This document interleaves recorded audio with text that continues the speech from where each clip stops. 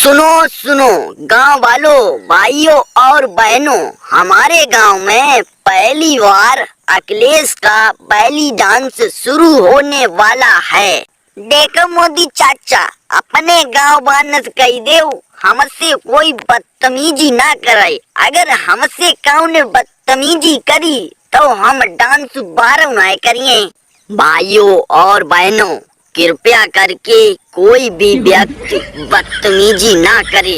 अगर किसी ने बदतमीजी की तो उसकी सजा होगी सजाए मौत। अखिलेश बेटा, अब बताओ शुरू करो। अब बताओ गाँव वाले से कही दई। अब तुम काहे घबरात, लेकिन फुल झलक तड़क से करियो डांस।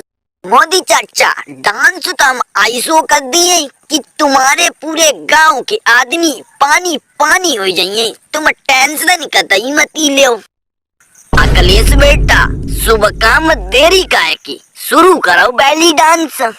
तू जब जब मुझको पुकारे मैं दौड़े आऊं नदिया किनारे। तू जब जब मुझको पुकारे मैं दौड़े आऊं नदिया किनारे। तू जब जब आई नदिया किनारे मैं ले गया खटिया किनारे।